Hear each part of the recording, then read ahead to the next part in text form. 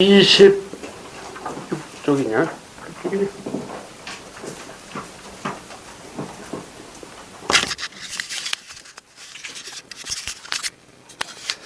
제일 끝 페이지를 보시면 한국사가 20문제 중에 지역사 문제라는 게 있어. 지역에 관한 질문이 한 문제가 있는데 그 한 문제가 의무예요. 그리고 인물사, 사람에 대한 한 문제가 또 의무고, 뭐 두 문제 내는 건 상관없고, 여하튼 상황이 그래. 그래서 그 지역사 때문에 해놓은 건데, 제일 마지막 편에 일두만강역, 압록강 뭐 이런 거 있잖아. 그 앞에 장을 넘기면 지도에 1, 2, 3자가 있어. 여기에 있는. 그죠? 그건 이 수업 도중에 나오면 거기다 정리를 해놔. 내가 그거 할 시간은 없어, 아예. 그리고 226쪽을 보시면 그 앞에 장, 그 앞에 페이지 지도 정리하는 게 있어. 백두산을 경계선으로 해서 일단 북쪽에 오른쪽이 북만주 이러고 그리고 왼쪽이 남만주 이렇게 돼 있죠. 그런데 북만주 밑에 보면 같은 진한 색으로 표시가 되어 있는데 약간 이렇게 구분이 된 데가 있어. 간도라고. 그래서 북만주 밑에를 뭐라고 그러냐면 북간도라고 불러요. 그리고 남만주 밑에는 남간도 이러면 좋은데 그렇게 안 부르고 이 서간도 이렇게 불러. 백두산을 경계선으로. 그리고 역시 백두산을 경계선으로 한반도, 그 밑에 있는 한반도 쪽, 편의상 함경도라 지칭되는 데를 관북지방이라고 불러요. 오늘날 일기예보 할 때도 거기 보면 이 북한 일기예보에 관한 걸 하거든. 거기에 관북지방은 이렇게 표현을 한다고. 관이란 이게 고개관자야.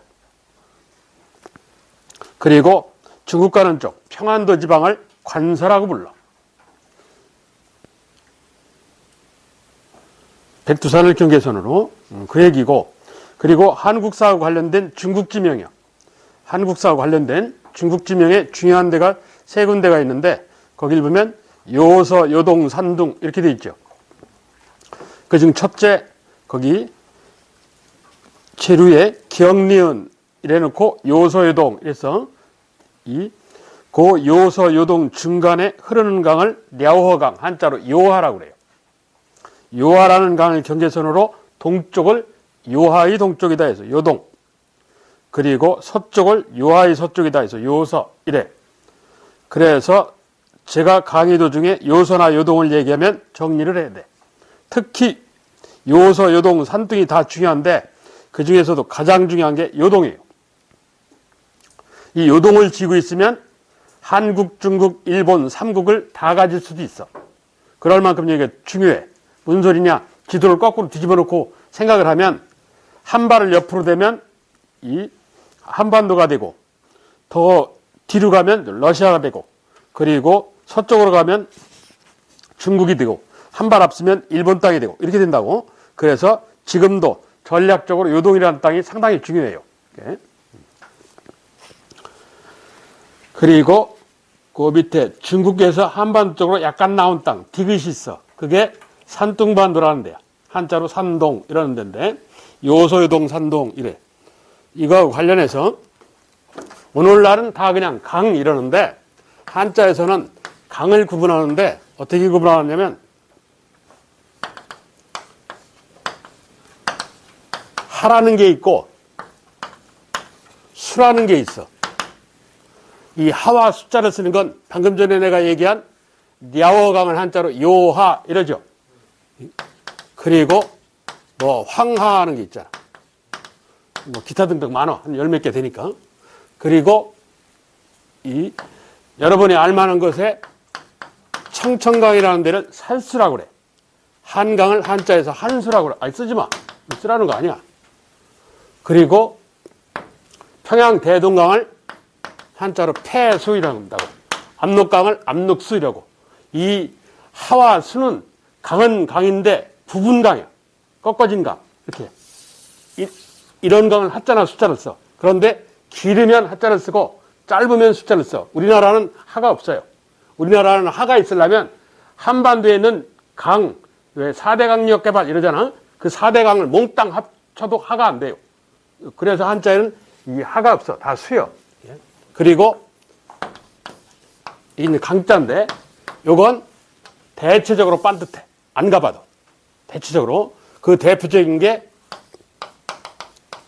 양자강이라는데 중국 발음으로 양쯔강이라는 거야.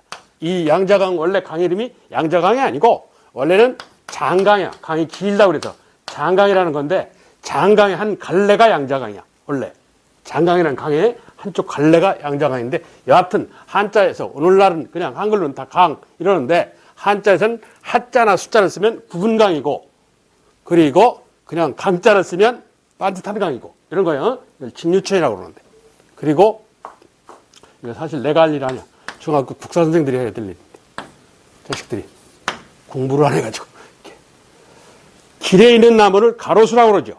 가란 이게 길가 길로자인데 가는 동서로 난 길을 가라고 그래요. 한자에서 로는 을지로 이러잖아. 남북으로 난 길을 로라고 그러고 이게 그래서 가는 영어로 하면 스트리트 이건 에비뉴 이래. 길도자라는 게 있어. 도는 한자에서 무슨 뜻이냐? 길은 길인데 눈에 보이는 길이 아니고 정신적인 길이야. 화랑도 화랑이 지켜야 할 정신세계 이러는 거야. 예? 그래서 이 다도 차 마시는 예의법 이게 그래서 도는 정신적인 길을 표현할 때 도자를 쓰고 그리고 눈에 보이는 길은 이 동서로 난 길은 가 남북으로 난 길은 로 이래 기본적으로 그래서 랴화강을 요하 이래 요하를 경계선은 한반도 쪽을 요하이 동쪽에다 해서 요동 그리고 중국 가는 쪽을 요하이 서쪽에다 요서 이런다고 그리고 중국에서 한반도로 약간 나온 땅을 산둥 이러는 거야. 그리고 그 3번 그러니까 1, 2, 3번만 알면 돼. 밑에는 참고고 한강을 기본으로 해서 한강 위의 강들 개성의 예성강 그리고 평양의 대동강 그리고 그 위에 유명한 청천강 한자로 살수 이러는 거 그리고 그 위로 올라가면 이제 남록강인 거지. 그 정도 그 네 강은 좀 기억을 해야 돼.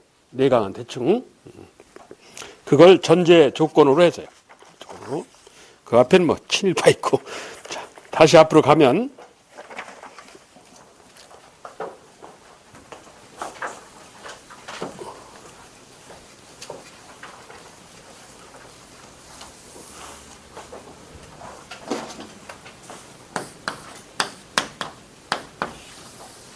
모든 교과 본 건 다 암기야. 수학이고 뭐고 간에 암기야. 그런데 국사가 여러분이 생각하는 만큼의 암기는 아니에요. 그러니까 암기를 하더라도 이해를 하고 난 뒤 암기를 해야 그게 시간이 지나도 생각이 나지 무식하게 암기를 할 일이 아니야. 무식하게 암기할 일은 사람이라는 건 기억하는 만큼 까먹어요. 인간이라는 건. 그러면 시험 보기 직전까지 끊임없이 외워야 돼. 그리고 표현을 바꾸면 몰라. 이게 주먹이다 이렇게 보여주면 이게 주먹인 줄 알아요. 그렇지? 그러다 어느 날 이게 뭐냐 그러면 몰라요. 왜? 이렇게 할 때 주먹이라고 그랬으니까. 이게 암기라고. 이게. 그런데 이해를 하면 이 상황을 다 설명을 한다고. 그러면 이건 이렇게 보다 이렇게 보다 다 주먹이라고 한단 말이야. 그러니까 이해가 우선이야. 모든 교과가 다. 이해가 최우선이야. 그런데 한반도는 한자문화권이기 때문에 여러분이 쓰는 언어도 다 한자를 기본으로 한다고. 그러니까 국사 시험 공부 가장 쉽게 하는, 이 국사만이 아니야. 모든 교과인데, 시험 공부 가장 쉽게 하는 방법이 한자 공부하는 거야. 한자는 못 써도 상관없어요. 두드려 맞힐 능력만 있으면 돼. 이게 어느 정도냐? 초등학교 한 3, 4학년 정도가 하는 한자 시험 한 5, 6급 아주 기초 한자 한 800자 정도 하는 거. 그러니까 욕심부려서 하루에 뭐 50자, 100자 하지 말고 하루에 한 5자, 6자 정도만 해. 그래 놓고 일주일에 한 번씩 그 일주일에 한 걸 모아서 하고 그래서 완전히 숙지가 되면 한자는 안 써도 상관없어. 이게 물이라는 뜻의 숫자야. 이게. 그러면 이 수 그러면 숫자원 이러면 이게 한자의 숫자에 이 물이라는 뜻의 숫자도 있고 목숨 숫자도 있다고. 숫자원 그러면 이게 목숨하고 관련된 건지 이게 물하고 관련된 건지는 구분할 줄 알아야 된다고. 이게 그게 쉽게 공부하는 방법이에요. 한자 공부하는 게. 모든 교과가 다 관계가 있는데 영어고 뭐고 간에 기본적으로 한국 사람이 한국 언어를 알아야 된단 말이야. 그래야 앞뒤를 두드려 맞추지. 얼마 전에 누구한테 얘기를 듣는데 상주인구 이랬다고. 상주인구라는 게 뭐예요? 경상도 상주에 사는 사람들 이 소리가 아니고 여기에 항상 거주하는 이렇다고. 항상 상자. 이게 항상 거주하는. 이렇게 두드려 맞출 능력이 있어야 돼. 그러니까 한자로 못 써도 상관없으니까 두드려 맞출 능력이 있어야 돼. 이게 가장 국사를 포함한 시험 공부 쉽게 하는 방법이야. 이게 한자 공부하는 게. 이 한자도 초등학교 한 3, 4학년이 하는 수준이라니까. 800자라는 게. 그러니까 시간 날 때마다 해. 욕심부려서 하루에 몇십 자씩 하지 말고. 자, 쓰지 말고 그냥 듣고 이해하면 돼. 그냥 그런 갭이라고 넘어가면 돼. 말기라는 단어는 알지? 끝부분을 말기라고 하잖아. 말기라면 왕의 권력이 대체적으로 강하겠어, 약하겠어? 약하지. 약하니까 말기야. 강하면 말기라는 소리를 안 해요. 말기가 되지도 않고. 그럼 말기라는 단어 안에는 왕권이 약하다는 말이 숨어 있어요. 그럼 왕권이 약하다는 말을 뒤집어 엎으면 그 상대 누군가는 강하다는 뜻이 돼요. 이게 내 유일한 역할이에요. 자, 신라라는 나라라 칩시다. 신라 말기. 이걸 줄여서 남할 이러는데 신라 말기를. 그러면 신라라는 나라는 귀족, 평민, 천민하는 신분에 입각한 사회야. 신분제 사회라고 그러는데 그럼 지배층인 귀족이라는 사람이 있다더라. 이게 내 유일한 역할이야. 그럼 왕권이 약하다는 말을 뒤집어 엎으면 상대적으로 귀족 공무원, 귀족 세력이 강하다는 얘기야. 그럼 이걸 갖고 두드려 맞추면 여러분이 왕이야. 왕권이 약하면 왕권을 강화하려 할 거 아니야. 그럼 귀족은 안 뺏길라 할 테고. 그럼 둘이 치고받고 싸운다고. 요즘 말로 하면 대통령하고 장관하고 밥 먹고 싸운다 이 소리야. 그러면 대통령하고 장관하고 밥 먹고 싸우면 사회가 혼란하다는 소리지. 공무원들이 밥 먹고 이런 짓을 하면 백성이 정부 말을 안 들어요. 요즘 그래요. 이걸 읽어라. 정부가 이 사회를 통제하는 능력이 떨어진다 해서 정부의 통제 능력 약화. 이래. 역시 합치면 혼란이야. 어떤 나라, 어떤 시대, 어떤 사회든지 사회가 혼란하면 지금도 현재 대한민국, 미국 뭐 할 거 없이 지금도 사회가 혼란하면 당연히 나타나는 세력이 있어. 합법적인 무력을 가진 자. 무력을 가졌는데 합법이야. 그게 누구냐? 군인이야. 요즘. 즉, 이 국사에서는 무신이라는데 무신 세력이 급성장을 해. 누구? 박정희, 전두환 이런 애들. 요즘 뭐 시끄럽잖아. 미얀마 같은데. 무신 세력이 급성장을 해. 역시 합치면 혼란이야. 그럼 무신한테 끌려가서 병사 노릇하는 건 백성이야. 백성의 생활만 어려워져. 그걸 민생곤란 이런다고. 역시 합치면 혼란이야. 그러니까 말기란 후기 끝부분을 말기라고 그러는데 편의상 후기는 사회가 어떻다고? 혼란하다. 신라 후기, 고려 후기, 조선 후기 다 혼란이야. 어느 사회든지 후기 그럼 이꼴 혼란이야. 그런데 혼란이 긍정적인 게 아니잖아. 그러니까 혼란한 사회를 바로잡아야 돼. 안정화를 시켜야 돼. 그럼 혼란한 사회를 바로잡으면 잘못된 걸 손봐야지. 그래서 이 역사는 가능한 한 긍정적인 걸 묻지 부정적인 건 잘 안 물어요. 부정적인 걸 자꾸 물어보면 여러분이 시험 공부하다가 이 부정적인 생각을 갖게 된다고. 예? 그래서 혼란한 사회를 안정화시켜야 되니까 잘못된 걸 손보자. 이래서 후기를 물어보면 대체적으로 개혁이라는 걸 묻는 거야. 신라가 됐든 고려가 됐든 조선이 됐든 어떤 나라든지 상관없어. 그래서 즉 후기는 이꼴 뭘 물어본다고? 개혁이라면. 자, 이게 혼란하다고 그랬지. 그래서 이 혼란한 사회를 바로잡자 해서 개혁 세력이라는 게 등장을 해. 이건 신라라는 나라에다가 적용하면 신라 후기 개혁 세력 육두품이라는 거예요. 가장 시험을 잘 내는 집단이 육두품이에요. 신라에서. 고려 후기 개혁 세력 신진사대부. 조선 후기 개혁 세력 실학자. 이러는 거야. 그러니까 신라라는 썩은 사회를 바꾸자. 그게 육두품이야. 그래 육두품이 열심히 나서가지고 고려를 건국한다고. 그리고 고려라는 썩은 사회를 바꾸자 신진사대부. 조선을 건국하잖아. 보다 발전적인 사회를 만들어간단 말이야. 조선주 후기 실학자. 바뀐 게 없어. 그럼 얘네는 성공을 못했다는 얘기야. 그러니까 one more time. 다시 하는 거야. 그래서 실학자가 다시 옷을 갈아입고 재차 시도를 해. 그걸 뭐라고 그러냐? 개화파. 이러는 거야. 그래서 근대 사회를 만들어. 현재 대한민국 사회를 만든다고. 그래서 어떤 나라, 어떤 시대, 어떤 사회를 물어보는지 후기는 사회가 어떻다고? 혼란이야. 그래서 질문에 다음 고려 후기 그러면 지문은 볼 것 없이 혼란한 얘기가 나와 있어. 물어보는 건 뭐냐? 개혁이야. 그러면 이걸 뒤집어서 후기를 자 후기 썩은 사회를 뒤집었어. 그러면 새롭게 시작하는 거 아니야. 초창기 초기야. 여러분하고 나하고 관계 지금 초기 아니야. 그러니까 초기는 희망을 갖고 열심히요. 그래서 이걸 뭐라고 그러냐? 자주적, 뭐 주체적, 하여튼 좋은 말이야. 독자적, 혹은 뭐 민족적 이런 말을 써. 그래서 신라가 됐든 고려가 됐든 조선이 됐든 초기 이라면 자주적, 주체적, 독자적, 민족적 이런 식으로 표현을 해. 초기는 정치가 됐든 경제가 됐든 사회가 됐든 문화가 됐든 초기는 다 이래. 초기는 희망을 갖고 열심히요. 인간은 적응해야 살아. 그래서 초기가 지나면 적응기, 중기가 돼. 중기는 긍정적으로 표현하면 안정이야. 그런데 이걸 비판적으로 표현하면 변하는 게 없어. 어제 오늘이 똑같아. 나태에 빠진 거지. 그래서 이걸 사회적으로 뭐라고 그러냐? 이대로가 좋아, 변하는 게 싫어. 이러는 거야. 이걸 보수라고 그래. 그래서 중기사회의 특징은 물이 흐르지 않고 고이는 거야. 신라 중기, 고려 중기, 조선 중기 전부 다 보수야. 보수. 정치가 됐든 경제가 됐든 사회가 됐든 문화가 됐든 여러분도 그렇다고. 아, 인간이 이래. 여태까지 인간이 이래 왔어. 모든 인간이. 예.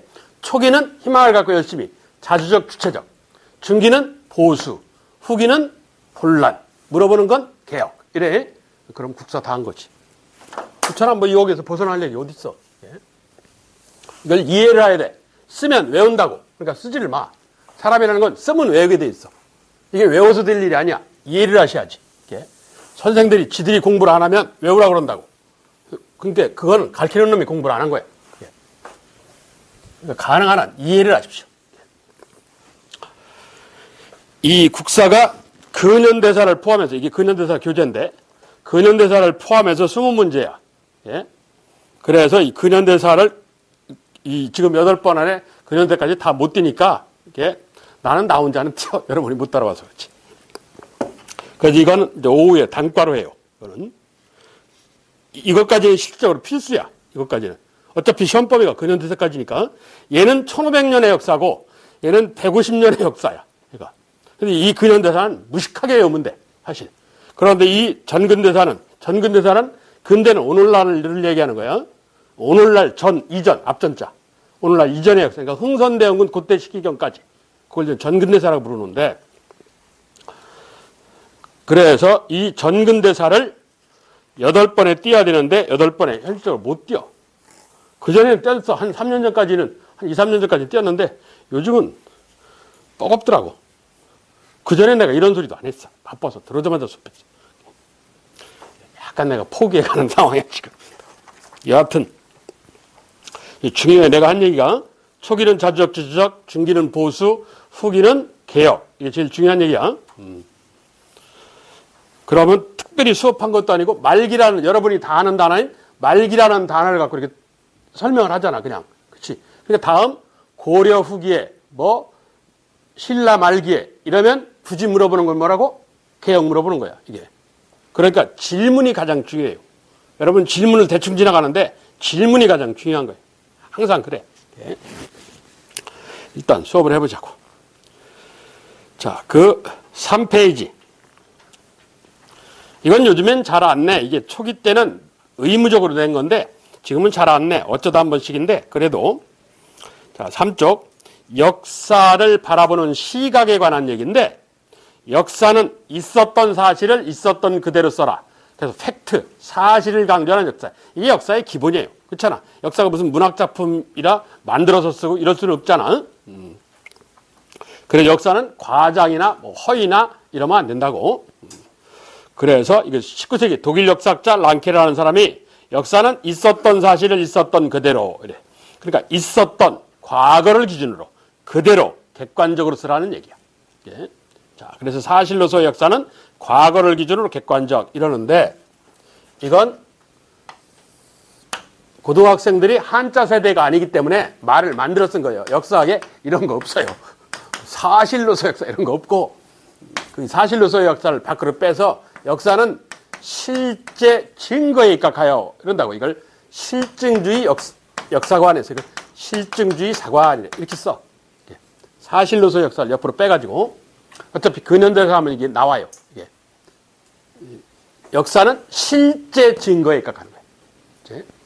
사진기에 사진 찍듯 복사기에 복사하듯 5명이 쓰든 3만 명이 쓰든 한 가지밖에 안 나와. 1492년 미스터 콜럼버스가 신대륙을 발견했다. 이렇단 말이야. 객관적 사실에 관한 얘기야. 그러니까 이건 과거를 기준으로 있었던 사실을 그대로 하니까 객관적 서술 이러는 거야. 그런데 20세기 초반에 알버트 아인슈타인의 상대성 원리라는 게 나타나. 그 상대성 이론을 역사학에 받아들이는 거야. 눈에 보이는 사실이 전부가 아니더라고. 왜 그러냐? 내가 얘한테 매일 음료수를 공짜로 사줬어. 얘한테도 매일 음료수를 공짜로 사줬어. 그럼 눈에 보이는 사실에 입각하면 내가 불우유독게 하는 거니까 내가 좋은 사람 아니야. 그치? 공짜로 사줬어. 자본주의 공짜는 대단한 혜택이에요. 공짜로 사줬어. 그럼 나 좋은 사람 아니야. 이게 눈에 보이는 사실이야. 그런데 내 가슴 속을 들어가 보면 얘기가 180도로 달라질 수 있어요. 얘는 말은 안 하는데 불쌍해 보여서 사줬어. 얘는 유괴하려고 사준 거고. 단 말은 안 해요. 그럼 나는 뭐예요? 유괴범이지. 눈에 보이는 사실하고 진실하고는 상당한 차이가 있잖아. 그래서 진실을 찾아서 쓰는 게 중요하다 하는 역사학이 20세기 등장해. 예. 그래서 이걸 어떻게 기록하느냐다. 그래서 고등학생들한테는 기록으로서 역사다 이러는데 역사학에는 이런 단어 없어요. 이건 상대에 따라서 역사의 해석이 달라질 수 있다 해서 그걸 상대주의 역사관입니다. 신숙주 집안 사람이 바라본 신숙주는 좋은 사람일 수 있죠. 그러나 성산문 집안 사람이 바라본 신숙주는 죽일 놈일 수 있어요. 그러니까 어느 시각에서 보느냐에 따라서 얘기가 달라. 1492년 미스터 콜럼버스가 신대륙을 발견했다가 아니고 인디언이 콜럼버스 봤겠지. 그렇잖아. 토착민이. 그러니까 어느 시각에서 보느냐에 따라서 얘기가 180도로 달라질 수 있어요. 이게 오늘날 역사학이야.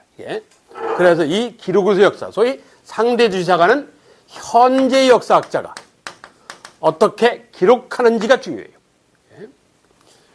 그런데 얘도 약점이 있어. 얘는 눈에 보이는 사실만 써서 진실을 모른다는 문제가 있는데 얘는 신숙주 집안 사람이 바라보는, 그러니까 상황에 따라서 감정에 따라서 역사를 자기 마음대로 해석할 수 있다는 약점이 있어.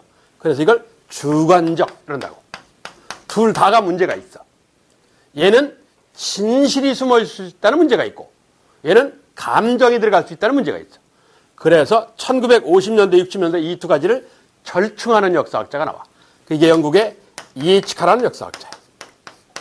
그래서 오늘날 역사 해석의 기본이 E.H. 카라는 사람의 역사 해석을 기본으로 해. 역사란 그 하단 사료를 보시면 제일 마지막 줄 진하게 표시한 건 역사란 과거와 현재의 끊임없는 대화이다. 이런다고. 과거의 역사적 사실을 현재의 역사학자가 어떻게 대화란 해석하는지가 중요하다. 이게 오늘날 역사학의 기본이야. 이 역사란 현재의 역사학자가 과거에 있었던 사실을 어떻게 해석하는지가 중요하다. 이게 오늘날 역사학이야. 이 세 가지를 구분할 줄 알면 돼. 사실로서 역사란 과거를 기준으로 객관적. 그리고 기록으로 역사란 현재를 기준으로 주관적. 이런 뜻이야. 이 두 가지를 종합한 게 오늘날 역사학이다. E.H. 카라는 사람. 그렇다고. 자, 독일어에서 역사 그러면 게셰테 이런데 이거는 거쳐온, 경과해온, 통과해온 이런 뜻이야. 한자에도 역사 그런데 여긴 거칠 역자야. 지나온다 이렇게. 그래서 이건 사실로서 역사에 가까워요. 그리고 영어 히스토리 이런 건 경험을 기록한 이런 의미야.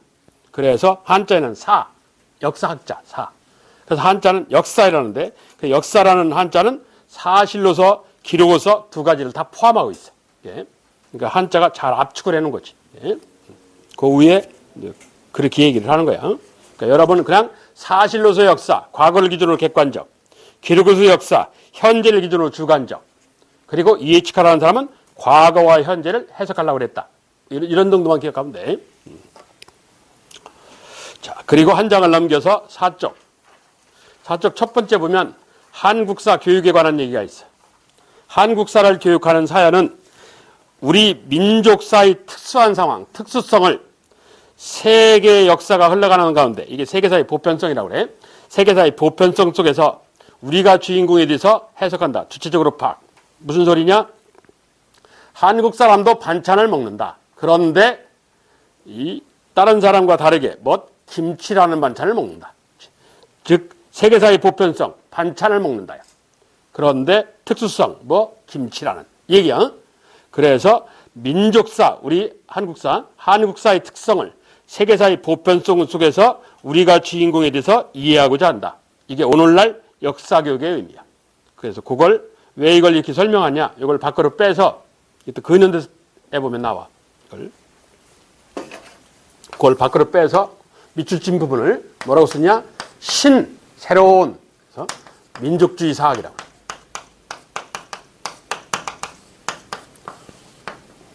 오늘날 애국심 고취를 목적으로 한 민족주의 역사학 그런 거 있는데 해방 이후에 나타난 민족주의 역사학을 새로운 민족주의 역사학에서 신민족주의 사학 이래. 그게 신민족주의 사학자들이 강조하는 거예요. 현재 국사교과서의 해석의 기본이 신민족주의 사학이라는 거예요. 예? 거기 그렇게 써놓기만 하면 돼. 어차피 근현대가 말아 무슨 소린가. 자, 그리고 선사시대와 국가형성이라는데 이게 내가 정한 제목이 아니고 국정국사교과서가 정한 제목이에요. 선사시대의 문화와 선사시대란 구석기, 신석기, 청동기, 철기 이 얘기지. 사는 기록, 선은 미리선자 앞에 기록이 없던 시대. 기록이 없던 시대를 찾아갈 수 있는 방법이 뭐냐? 유물이나 유적이요. 남아있는 흔적. 그래서 선사 밑에다가 유물유적 이러면 돼. 유물이나 유적. 을 통한 우리 문화가 형성되는 걸 이해하느냐. 우리 문화란 농경문화예요. 그 문화 밑에다가 농경. 괄호 열고 농경은 어떤 특징이 있느냐? 왔다 갔다 하면서 하는 게 아니고 자리 잡고 하는 거니까 무슨 생활이야? 정착생활이야. 그러니까 이 단원의 뜻이 뭐냐? 제목이 중요하다니까. 유물유적을 통한 농경문화가 이 형성되는 걸 이해할 수 있느냐 이 얘기야. 구석기, 신석기, 청동기, 철기를 지나오면서. 그러니까 거기 포인트가 뭐야? 농경이 포인트야. 국사는 시작에서 끝이 농경이야. 여러분 얼굴이 그렇게 생겼고 내 얼굴이 이렇게 생긴 것도 농경문화하고 밀접한 관계가 있어요. 이게 농경문화 때문에 만들어진 얼굴이야. 나중에 기회를 다면 설명할게. 그리고 and 국가형성.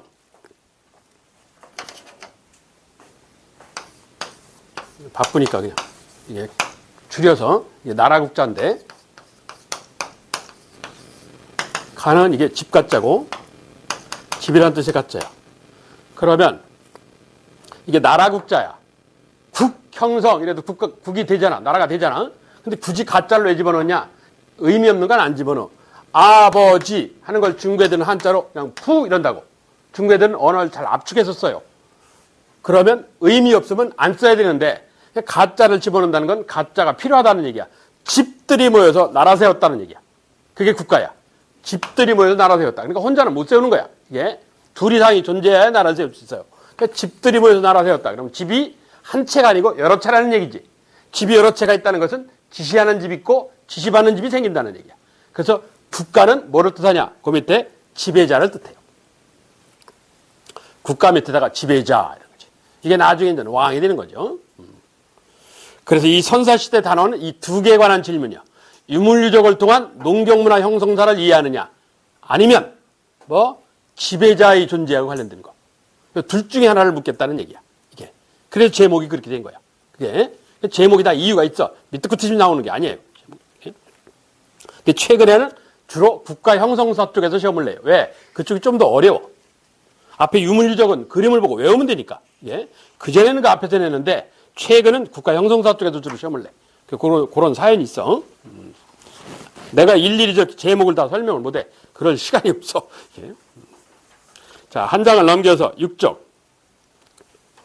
9급 공무원은 이게 한 번도 안 내는데 7급은 나온 적이 있어. 이게. 근데 아마 조만간에 낼 거야. 예?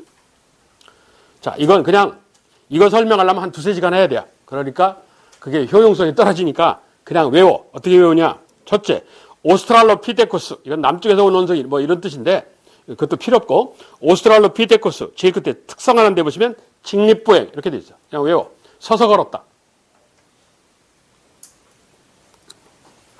오스트랄로피테쿠스 이게 직립보행이야. 서서 걸으면 밑이 빠져. 그럼 뭐가 생기냐? 치질이 생겨. 그래서 치질은 인간하고 원숭이밖에 없어요. 다른 동물은 치질이 없어. 그러니까 다른 동물이 치질약 선전을 못해. 원숭이가 치질약 선전을 할 수 있어. 이렇게. 개나 뱀 이런 애들은 치질이 없다고. 구조적으로. 인간만 있어요. 자, 호모 하빌리스는 필요 없고, 호모는 인간이야. 호모 에렉투스. 곧선 사람, 그러니까 반듯하게 직립보행하는 사람 소리인데, 호모 에렉투스는 어떤 특징이냐? 불과언어사요. 그다 동그라미. 이렇게 외우면 돼. 이렇게 외우는 게 빨라. 다음, 호모 사피엔스. 사피엔스는 생각이야. 그래서 북한 고고학계가 이게 슬기로운, 이렇게 생각 얘기야. 초등학교 어린애들 뭐, 5살, 6살짜리 애들 보면 생각쟁이 뭐 이렇게 그런 거 공부하는 거 있더만 보니까. 이게 그거예요. 슬기라는 거예요. 그러니까 슬기롭게 생각하는 자. 뭐 이런 뜻이야. 호모 사피엔스. 그래서 얘네는 특징이 뭐냐? 시체 매장이야. 그럼 이게 시체 매장하고 생각하고 무슨 상관이냐? 시체를 매장했다는 것은 무슨 생각이 있었다는 얘기야, 머릿속에서. 죽었다. 죽어야 묻지. 살아있는 건 묻으면 그거 살인죄야. 그렇잖아. 죽었다를 알았다는 얘기야. 이걸 죽음에 대한 인식이라고 그래. 그게 시체 매장 옆에다가 죽음 인식. 죽음을 알았다. 이 소리야. 그러니까 그 이전 애들은 죽음을 몰랐어요. 아, 얘 자네, 오래 자네, 길게 잔다, 야. 이러고 마는 거지. 죽었다를 몰랐다니까. 예? 자, 그 다음, 마지막, 호모 사피엔스. 오늘날 지구상에 사는 인간들의 직접 조상인데, 이 사람들이. 현재 생활 안에서, 현생인류의 시조다. 뭐 이러는데, 생각의 생각을 거듭했다. 이런 뜻이야. 사피엔스니까. 생각의 생각을, 그러니까 생각한 걸 밖으로 표현한 거야. 예? 그게 뭐냐? 제일 끝에 보시면, 거기 예술 이렇게 돼 있죠. 그 예술행위야. 예술행위. 감정 표현하는 거. 뭐 가장 대표적인 게 예술행위에다 동그라미 치고 밑에 동굴벽화. 알타미라 동굴벽화라는 동굴벽화. 자기 감정을 그림으로 표현한 거지. 일종의 낙서 같은 거예요. 영희야 나하고 놀자. 왕따 당하나 봐. 그렇지? 영희야 나하고 놀자. 그럼 왕따 당했다는 얘기예요. 그 감정을 밖으로 표현한 거지. 예? 자, 오스트랄로피테쿠스 직립보행, 호모 에렉투스 불가언어 사용, 호모 사피엔스 시체 매장, 즉 죽음에 대한 인식, 그리고 호모 사피엔스 예술행위, 감정 표현. 이게 구석시대 인류 진화하는 과정이에요. 그래서 오늘날 이 지구상에 살아가는 인구가 등장한다는 얘기야. 예. 이건 물어보면 내용을 묻든지, 제가 지금 얘기했다시피 순서를 묻든지 이럴 수 있어. 기억을 하셔야 돼. 옆에 7쪽 거기 밑줄 쳐놓은 부분이 있어요. 위에 보시면 우리 민족의 기틀은 여러분과 나의 조상 신석기 시대에서 청동기 시대를 넘어오면서 만들어졌어요. 그 왜 그러냐? 근거가 뭐냐? 농경이요. 농경은 어떤 특징이 있느냐? 어떤 특징이 있다고 그랬어 아까? 정착이야. 자, 그래서 신석기에서 청동기 시대 농경이 나타나므로 농경은 왔다 갔다 하면서 하는 게 아니고 자리 잡고 하는 거니까 우리 민족이 조상일 수 있겠다 이러는 거야. 그러면 신석기에서 청동기 됐으니까 구석기 시대는 한반도에 살던 사람은 우리 민족이 조상이 아닐 수도 있다는 얘기죠. 왜? 만주에서 먹고 살기 힘들으니까 한반도에서 당시 한반도하고 일본하고 붙어 있었어요. 같은 땅이었어. 일본으로. 그래서 동남아시아로 이렇게 빠져나갔을 거로 본다고. 이렇게. 그런데 신석시대 농경이 출현함으로 해서 정착이 시작된 것이지. 예. 그래서 농경이 자리 잡는 게 청동기예요. 신석기에서 청동기를 걸치면서 우리의 조상이 형성되지 않았겠느냐 이렇게 판단하는 거야. 그거만 알면 돼. 자, 그리고 본격적으로 구석기. 자, 8쪽. 구석기란 옛 구자, 돌 쓰는 시대. 일단 거기를 보시면 구석기. 이 선사시대 중요한 건 첫째 도구야, 도구. 두 번째 토기. 도구하고 토기가 중요한데, 자, 이 도구야. 구석기 때 돌을 집어 던져가지고 바위에다가 던져. 그럼 그 돌이 바위하고 부닥치면서 깨지겠지. 깨진 조각을 보고 주워서 쓰는 거야. 그래서 이걸 큰 돌에서 떼어낸 돌에서 뗀석기 이러는 거야. 큰 돌에서 떼어낸 돌에서 뗀석기 이러는 거야. 그런데 그 뗀석기의 가장 대표적인 것에 주먹으로 잡을 수 있는 도끼 기능을 하는 게 있다. 그 첫 번째 그림, 주먹도끼. 위에가 잡는 부분이야. 아래가 찝는 데 쓰는 거고. 그러니까 사냥할 때 주로 쓰는 거지. 예? 주먹도끼 이런 거. 그리고 그 옆에 순배찌르개라는 거야. 순배찌르개라는데 순배가 우리말인데 순배가 이거요. 이게 뭐냐? 알아요, 뭔가? 중학교, 고등학교 국사책에서 봤을 텐데, 이거. 응? 이게 중국악기 비파처럼 생겼다고 해서 비파 형태의 구리칼에서 비파형 동검이라는 게. 이게 실물 크기 3분의 1인데, 여기 이 부분을 순배라고 그래. 이 부분을. 이렇게 끼는 거. 고정장치. 이렇게 하면 이게 잡기가 힘들잖아. 이렇게 낀단 말이야. 나무 같은 데다가. 그래서 나무에 이렇게 들어가는 부분, 이 부분을 순배라고 그래. 우리말로. 그러니까 고정장치가 있는 이 뜻이야. 그러니까 좀 기술이 발전한 거지. 예? 주먹보다는.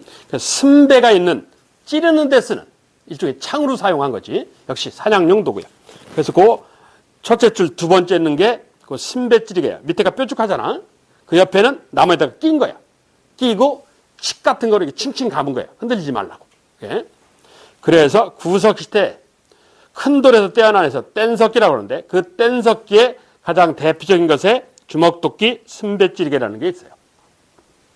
그렇게 기억하셔야 돼. 뭐 조리도구는 별 필요 없고. 그리고 밑에 가면 주거. 인간은 인간의 구성요소의 60% 이상이 최소한 물이요. 물 문제를 해결하기 전에는 절대 물가를 못 떠나. 이게 인간의 치명적인 약점이야.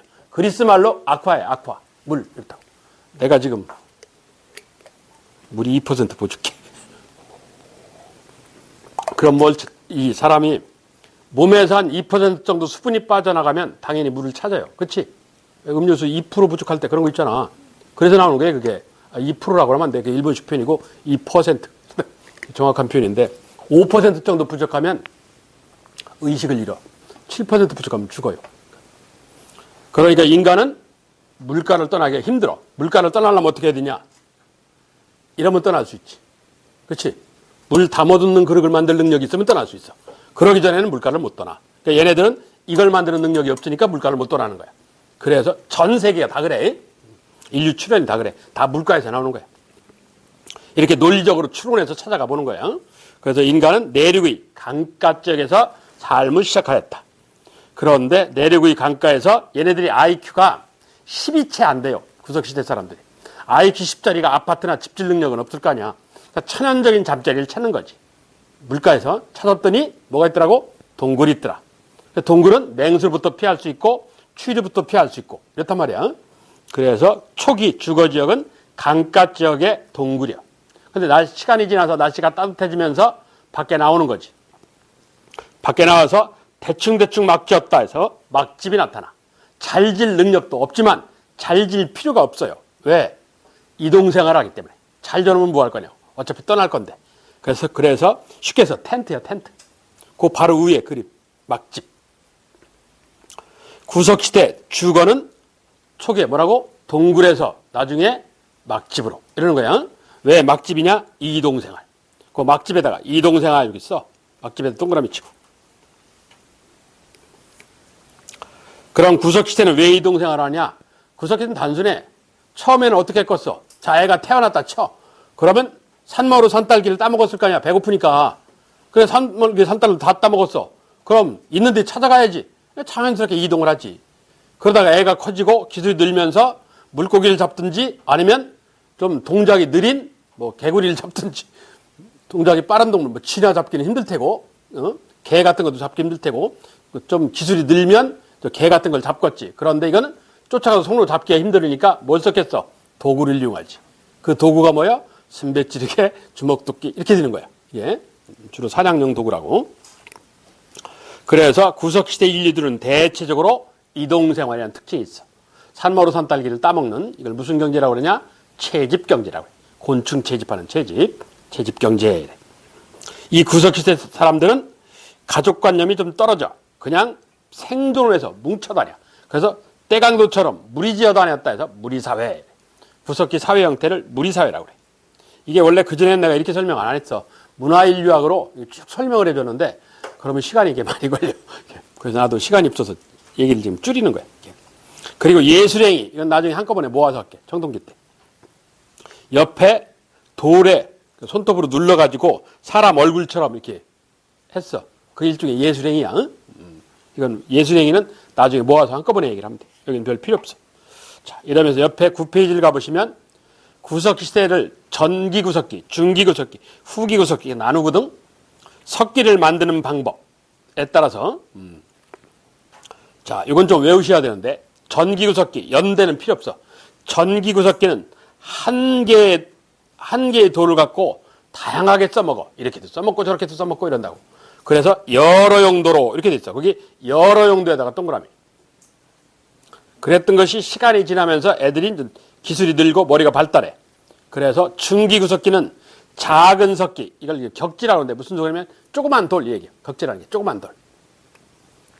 작은 돌로 하나의 돌로 하나의 용도에 써요. 이게 잘 세분화가 된 거지.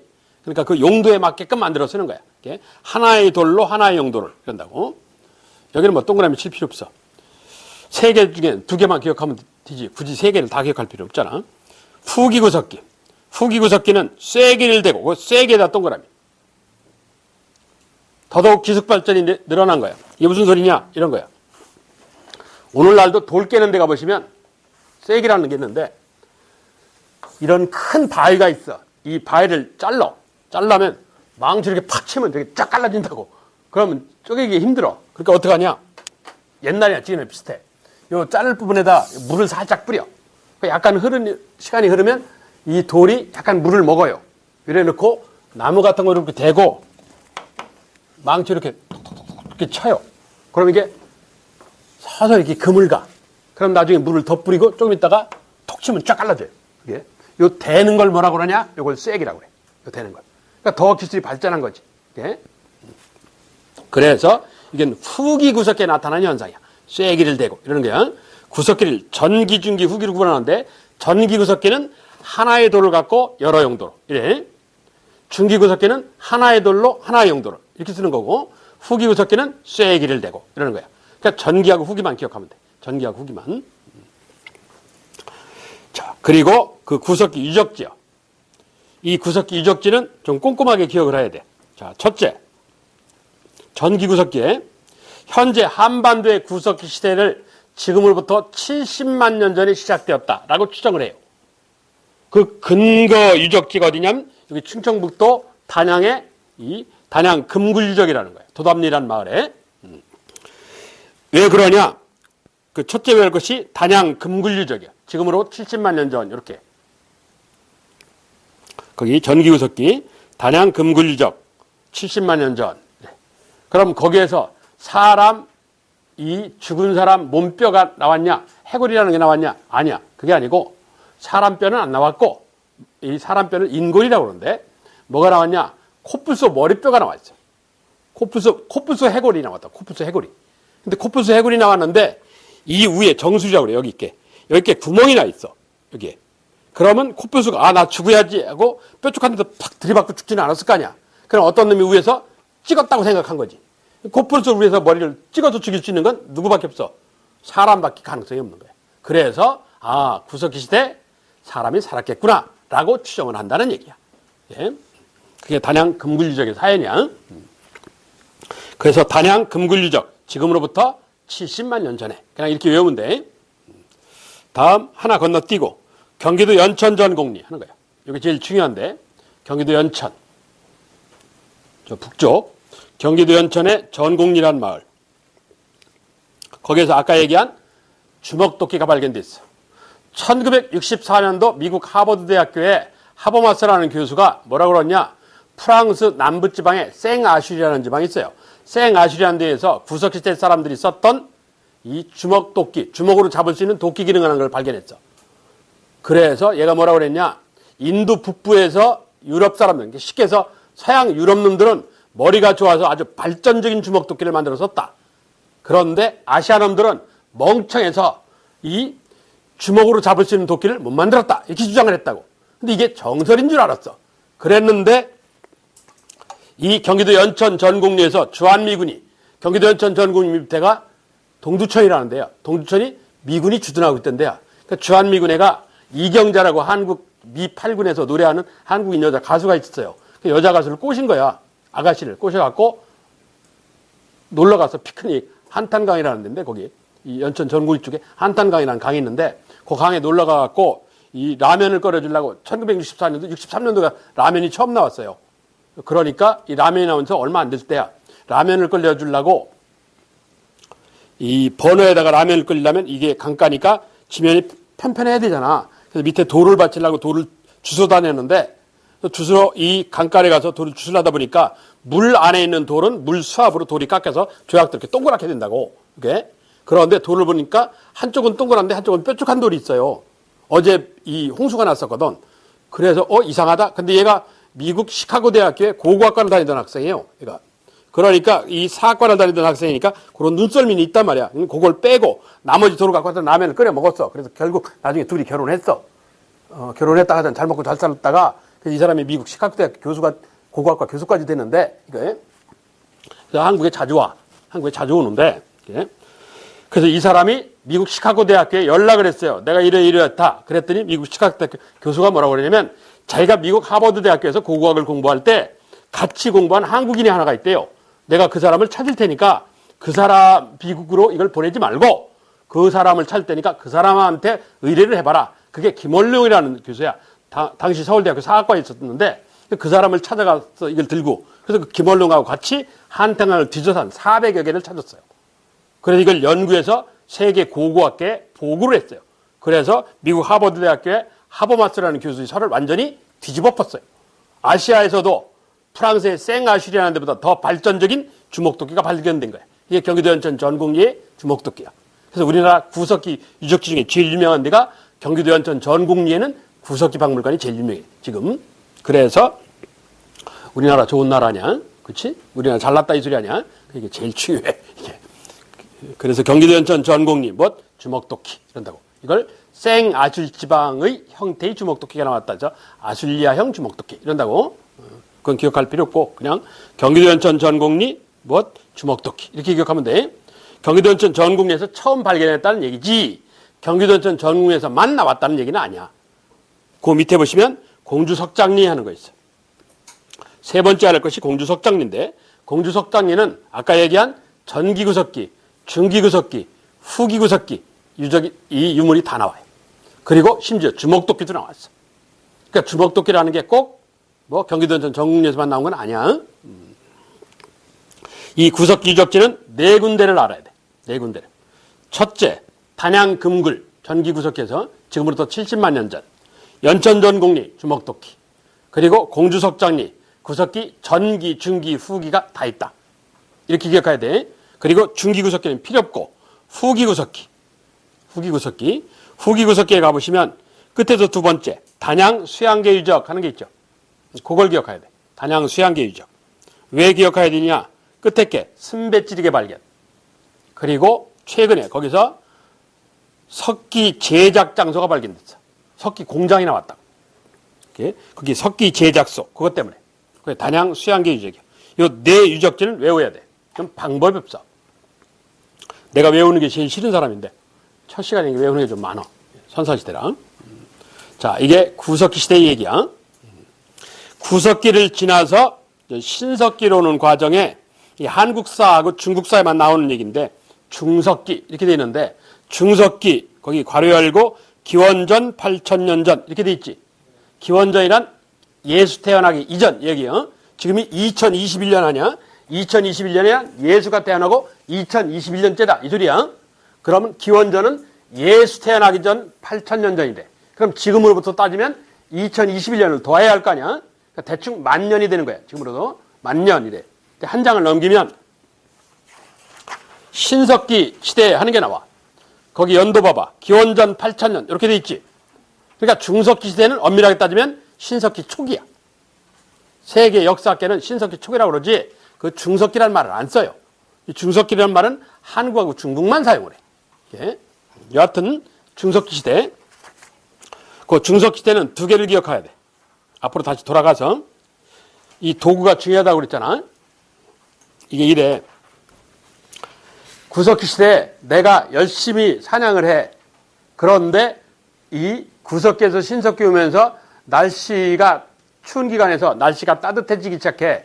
그 날씨가 이 추운 기간에 매머드, 즉 코끼리 같이 등치가 큰 동물은 다른 쪽으로 이동을 하든지 멸종을 했어. 이 날씨가 따뜻하면서 작은 동물만 살아남아. 작은 동물은 민첩하단 말이야. 민첩한 동물을 사냥하려면 나도 민첩하게 움직여야지. 전에 동물이 나타나면 돌을 집어서 던졌다고 도구를 이용해야 되니까. 돌을 집었더니 50m, 100m는 도망갔더란 말이야. 그 사이에 아하, 살아가는 환경이 바뀌었구나. 나도 환경에 적응해야 되겠다. 그래서 다음부터는 어떻게 하냐?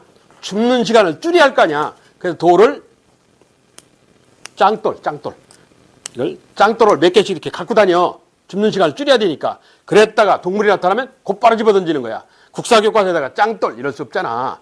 그래서 이걸 짱돌을 뭐라고 썼냐? 자잘한 돌. 해서 뭐? 잔석기 이런 거야. 잔석기가 짱돌이야. 쉽게 얘기하면. 그래서 중석시대의 도구는 뭐라고? 잔석기야. 그리고 멀리 도망갔으면 나무하고 나무를 이어서. 그래서 이음도구 이러는 거야.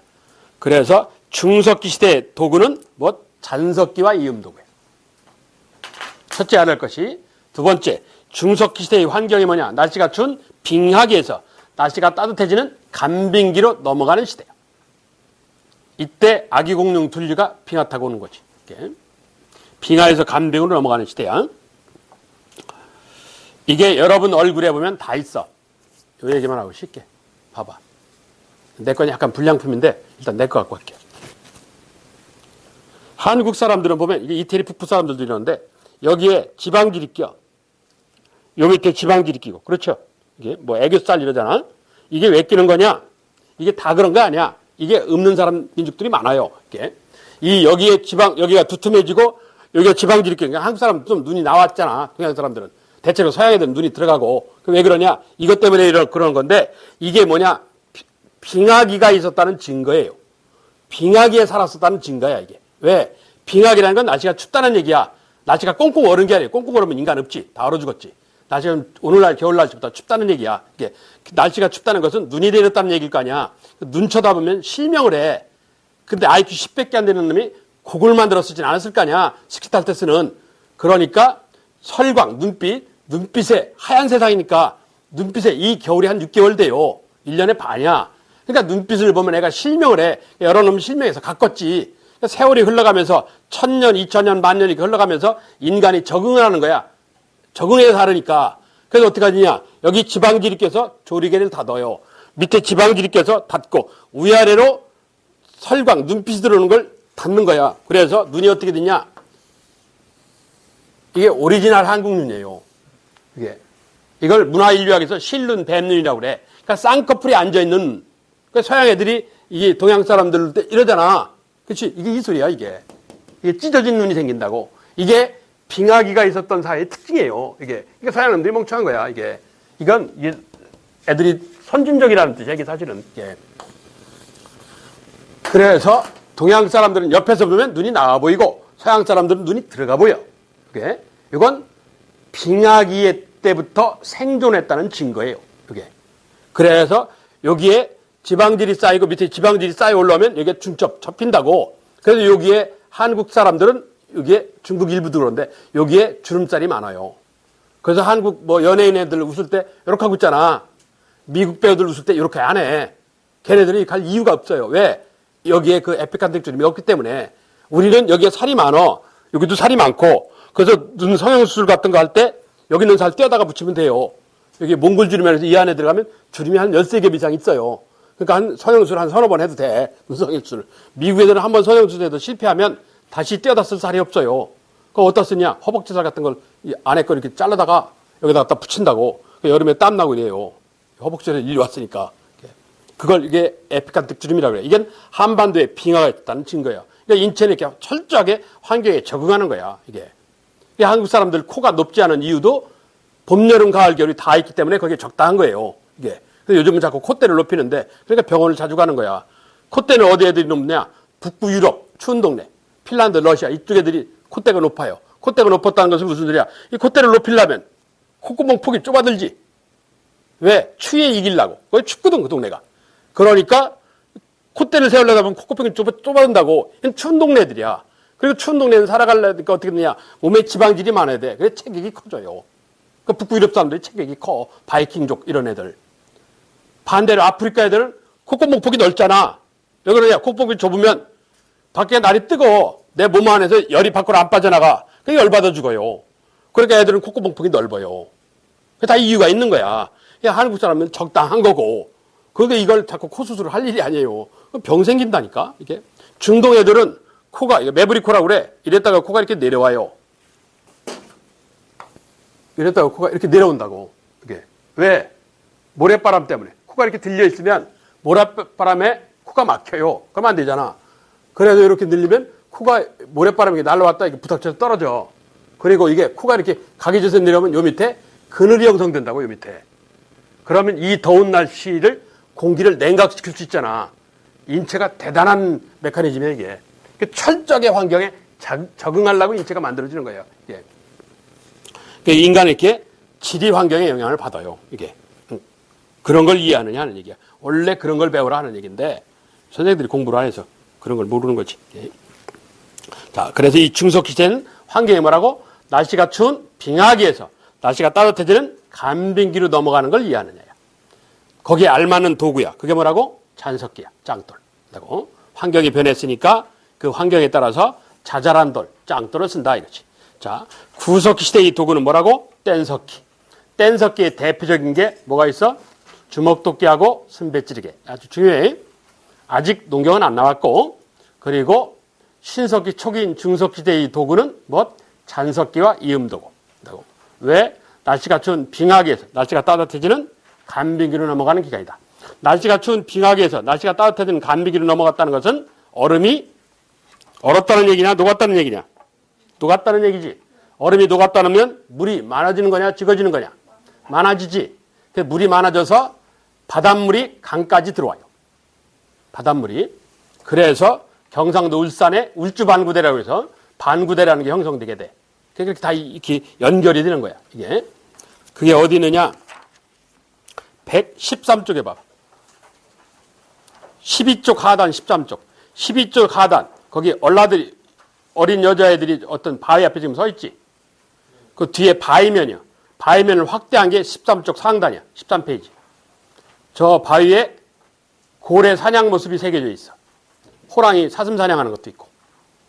그리고 밑에 보시면 거기 그 선사시대 그림인데 내가 대표적으로 그 고래 몇 마리만 그려놨는데, 그러니까 한반도의 경상남도 일대 저렇게 고래가 드나든 거예요. 그러니까 우리 집 앞마당에 고래가 들어온 거예요. 쉽게 얘기하면.